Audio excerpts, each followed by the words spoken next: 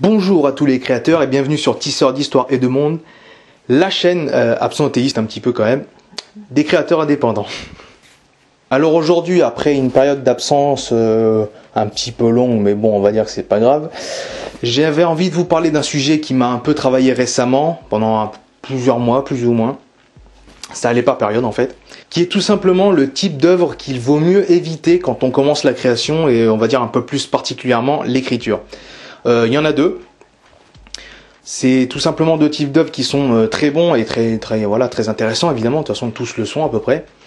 Mais on va dire que quand on débute, qu'on est encore vraiment en train de découvrir tout le monde de la création, de l'écriture et de comment on construit un scénario, des personnages, un monde, etc., peuvent être compliqués à gérer, même si on le sait pas forcément quand on commence, vu qu'on ne sait à peu près rien quand on commence et qu'on va découvrir plus tard. Évidemment, bon, on en reparlera juste à la fin, mais c'est pas une interdiction, voilà. C'est juste, on va dire, une prévention. Le premier type d'œuvre qui peut être compliqué à gérer quand on commence, qui est paradoxalement le petit œuvre qui pousse le plus de gens à se mettre à la création et même à l'écriture en particulier, c'est tout simplement là, on va dire, la grosse fantasy, c'est-à-dire la grosse fiction bien où vous allez créer beaucoup de choses. Que ce soit un grand monde de fantasy ou un grand monde de space opéra, un peu ce genre de délire là quoi. Pourquoi ça peut être compliqué de créer la grosse fantasy dès le début? Pourquoi? Eh ben c'est très simple, c'est parce que ça demande beaucoup de travail, des ménages et de la création, de l'inspiration, etc. Pourquoi? Parce que quand on crée par exemple un grand space opéra, il faut qu'il y ait plein de planètes, plein de galaxies, chaque planète est différente, il y a des races, il y a des cultures, il y a des mœurs, il y a vraiment des normes, il y a tout ça, tous ces trucs-là, il y a des langues, il y a des magies, il y a des civilisations anciennes. Si vous faites par exemple de la fantasy avec un petit côté plus ou moins steampunk comme on peut avoir dans Final Fantasy X ou dans Jack and Dexter par exemple, il y a vraiment, créer un monde, ça se fait pas en deux, hein, voilà, jouer un peu à Dieu entre guillemets, ça se fait pas si facilement que ça.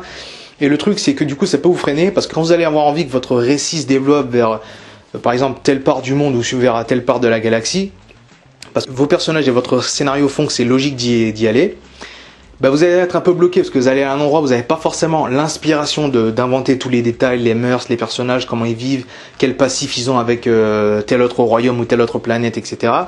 Mais vous allez être obligé du coup en arrivant de taffer là-dessus et un peu de créer des choses de manière machinale. Et c'est vraiment là où se situe ce que je dirais le plus gros obstacle de la grosse fantasy, la grosse space opera, la grosse fiction. C'est que les choses deviennent un peu machinales quand on doit créer ceci, créer cela, créer chaque partie du monde, parce qu'au début on invente une grande carte ou une grande galaxie, etc. Mais on ne sait pas exactement encore quels détails on va mettre partout, on ne sait pas exactement quelle culture il y a ici, quel peuple il y a là, à quel endroit il y a telle montagne, évidemment on ne sait pas tout d'un coup, ça se crée petit à petit. Et du coup, si vous n'avez pas encore l'inspiration pour tel endroit, ça va être un peu machinal, ça va être un peu forcé. Et si à chaque fois c'est comme ça, vous voyagez un peu partout dans le monde avec vos personnages, ça peut vraiment devenir compliqué. Il faut garder une cohérence pour tout. C'est quand même relativement complexe d'arriver à créer tout un monde. Voilà pourquoi ça peut être galère et ça peut se remarquer plus tard, parce qu'en fait au début, généralement, on est encore au stade où on crée un peu tout ce qu'on veut parce que rien n'est incohérent, donc c'est encore tout le début. Et quand il y a rien, c'est difficile d'être incohérent. Et plus il y a de matière, plus la matière va déranger, on va dire, plus il y aura plus de possibilités d'avoir d'incohérence, plus il y aura de trucs à gérer en ayant conscience qu'on a créé autre chose ailleurs, et plus ça va être entre guillemets galère. Voilà. Le deuxième type d'œuvre qui peut être galère à gérer au début et que ça va se remarquer de manière beaucoup plus rapide dès que vous allez commencer à peu près, c'est exactement le contraire en fait. C'est-à-dire que c'est pas du tout de la fantasy, c'est pas du tout quelque chose où il faut inventer un monde, c'est tout simplement ce que j'appellerais entre guillemets l'historique. C'est-à-dire de créer quelque chose dans notre monde. C'est-à-dire que vous n'allez pas créer un monde qui ressemble au nôtre, un peu comme plus ou moins a fait George Martin dans Game of Thrones. Vous n'allez pas créer notre monde, mais en admettant ouvertement dès le départ qu'il y a des trucs magiques ou quoi, ou que d'une manière ou d'une autre c'est modifié, ou que c'est un continent créé sur la planète Terre, mais qui n'existe pas. C'est que vous allez vraiment faire ça dans notre monde. C'est-à-dire que si c'est au 21e siècle, ce sera le 21e siècle qu'on vit tous les jours, là, tout maintenant. Si c'est il y a 300 ans, ce sera vraiment l'époque contemporaine telle qu'elle était. Si c'est Moyen-Âge, de Moyen-Âge, l'Antiquité, ce que vous voulez. Mais ça va vraiment être notre monde. Et là, le problème, ça va être quoi? C'est que, évidemment, vous avez rien du tout à inventer, hein, tout est là. Mais justement, le problème, c'est que tout est là. Du coup, autant inventer, ça peut être chiant quand ça devient machinal et, on va dire, fastidieux, répétitif. Autant ne pas inventer ça sous-entend que la chose est déjà là et donc vous devez aller la chercher, souvent par internet d'ailleurs, ou les livres, etc. Alors c'est très intéressant de se cultiver, moi j'adore ça, j'adore apprendre des choses sur le monde, sur telle ou telle culture, sur telle époque de l'histoire, etc. Mais ça demande beaucoup de boulot. Imaginons, bon moi c'était un peu le cas au début, vous voulez faire un livre qui se passe dans la piraterie, à l'âge d'or de la piraterie, c'est-à-dire début 1700 et quelques.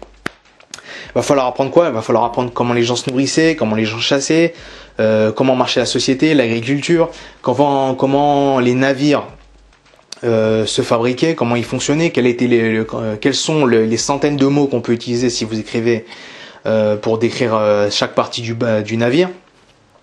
Comment un navire prend de la vitesse, comment il en perd, combien il faut demander d'équipage pour manœuvrer tel ou tel navire de telle ou telle taille, jusqu'à quelle distance peuvent tirer des goulets de canon, est-ce qu'ils commencent à tirer à partir de 300 mètres, quelles sont les stratégies navales, parce que si vous voulez mettre un combat naval entre deux navires ou plus dans votre livre, bah, du coup vous allez devoir apprendre comment ça marche pour que ça ait un minimum de côté réaliste.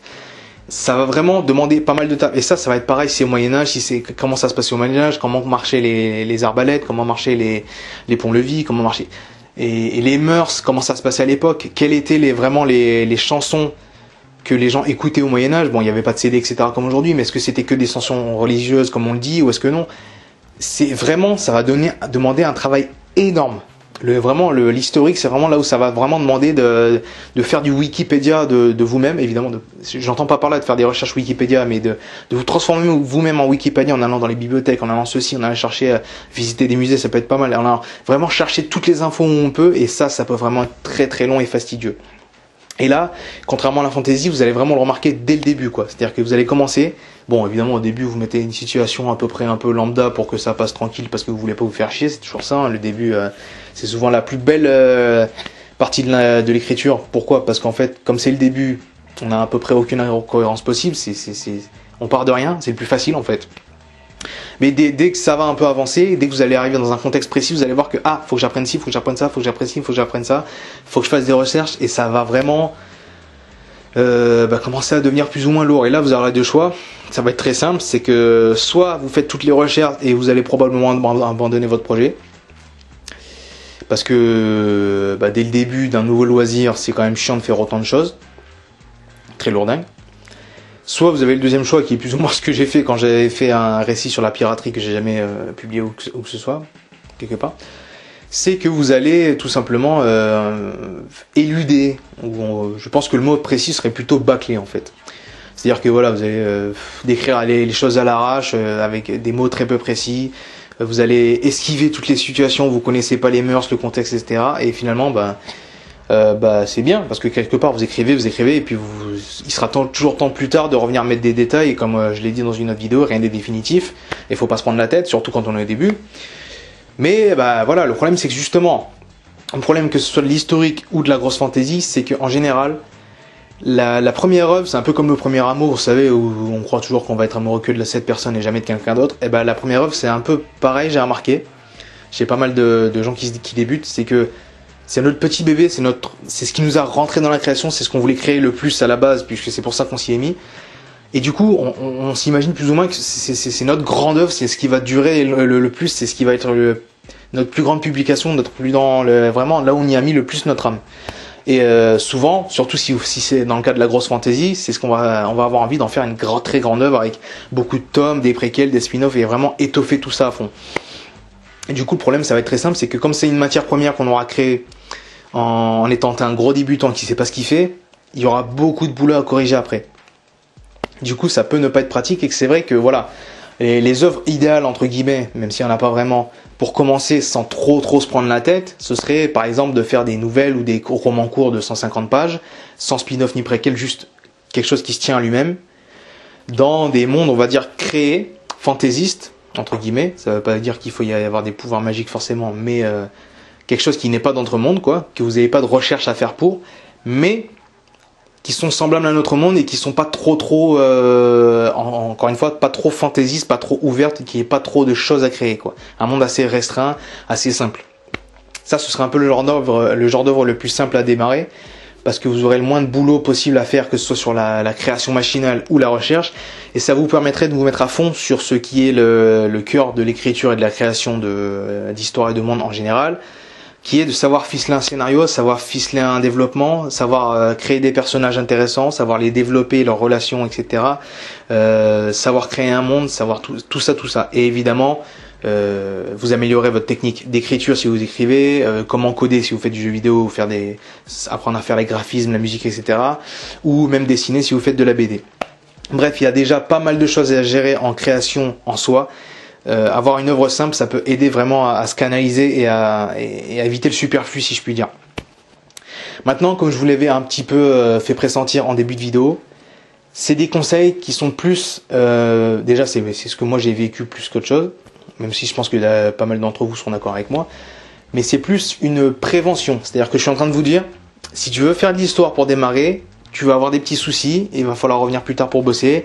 Va falloir pas trop se prendre la tête et pas trop se flageller en se disant c'est de la merde, parce que c'est normal de commencer et de galérer. Il faut le savoir. Maintenant, je vous dis pas, ne le faites pas, parce que le plus important, ça reste la motivation. Comme je vous l'avais dit dans une ancienne vidéo, motivation versus volonté, qui d'ailleurs est très ancienne maintenant, puisqu'elle a plus d'1 an. Avant même la volonté de se dire ok, je vais me sortir les doigts, je vais combattre les obstacles, je vais faire les recherches qu'il faut, je vais créer ce qu'il faut, etc. Il y a la motivation elle-même qui est tout simplement l'envie de faire la chose. Donc l'envie de créer votre œuvre et de démarrer dans l'écriture, dans le jeu vidéo, de ce que vous voulez, dans la création de monde en général. Et le plus important, c'est ça, c'est ce feu sacré qui va vous permettre de continuer. Moi, il y a plusieurs personnes qui écrivent plus ou moins des nouvelles, qui ont commencé des romans, etc., qui m'ont déjà demandé, même IRL, hein, mais comment t'as fait pour commencer et pour direct ou plus ou moins direct écrire un roman de plus de 300 pages et arriver jusqu'au bout? Parce que moi je suis jamais arrivé au bout d'un roman, tatati tatata. Et en fait j'ai jamais vraiment su quoi répondre à ces gens, parce que je me disais mais bah ouais, bah pour écrire un roman, bah t'écris un roman quoi. Moi je suis un peu con après, hein. Mais il me disait ouais mais non mais moi j'arrive à la page 30, à la 50 ou quoi, et puis au moment ça finit par me fatiguer, j'en ai marre, nanani nanana, j'ai envie de changer de projet, des choses comme ça. Je savais jamais vraiment quoi répondre en fait. Qu'est-ce qui fait que moi j'étais allé jusqu'au bout? Pourquoi? Et en fait c'est simple, c'est que j'avais entre guillemets le feu sacré. C'est que j'avais vraiment envie d'aller au bout sur cette œuvre. C'est vraiment ce que je voulais faire depuis longtemps. C'est vraiment un projet qui me tenait à cœur. Et du coup, bah j'écrivais au moins 2 heures je crois par jour. Pas parce que je m'obligeais, justement, non, faut jamais s'obliger quand on débute dans un domaine. Hein. Au début, faut y aller au fun quoi. Faut garder le plaisir de faire. Mais je m'obligeais pas en fait, je faisais plusieurs heures parce qu'en fait j'avais envie d'avancer, j'avais de l'inspiration qui venait, je me disais il faut que je crée ça, il faut que tac. Et je le faisais en fait. Bon au final il s'est trouvé que le livre était très très imparfait, mais en même temps c'est toujours comme ça, mais je suis allé jusqu'au bout parce que j'avais envie de le créer. Et ben pour vous c'est pareil, si vous avez votre grande envie pour vous lancer dans la création, c'est d'avant tout de faire une œuvre de très fidèlement historique ou de grande fantaisie, allez-y et faites-vous plaisir. Le plus important, évidemment, ça va être d'avoir la motivation. Même si vous savez qu'il y a des obstacles, vous voulez le faire. Si vous voulez faire de la grande fantaisie, vous vous dites « Ah, mais Maxime, il a dit que ça pouvait être compliqué », ce qui est vrai, en début, vous dites pas « Ah, bah, vu que ça a l'air compliqué, je vais faire une petite nouvelle dans un monde, je sais pas, de nouvelles technologies assez court et assez simple, parce que c'est plus simple pour moi, même si ça me fait pas trop envie. » Parce que si vous n'avez pas trop envie, vous allez vite lâcher de toute façon, même sans obstacle. Et de toute façon, il y en aura toujours des obstacles parce que il n'y a pas de style ultra simple, même si c'est vrai qu'il y en a qui sont assez simples par rapport à d'autres. Du coup, le mot de la fin, ce serait faites ce que vous voulez avant tout. Maintenant, essayez de faire parmi ce que vous voulez. Si vous avez différents projets dès le départ, vous êtes déjà un peu chaud patate déjà, prenez le plus simple quand même. Ça peut être mieux pour démarrer. Et si vous prenez le plus compliqué, c'est pas grave, mais sachez à quoi vous attendre et sachez qu'après, va falloir bosser dessus, va falloir revenir dessus. Mais après, c'est très bien si vous faites une bonne œuvre comme ça, c'est très bien. Voilà. Et bah sur ce, bonne création à tous et à la prochaine.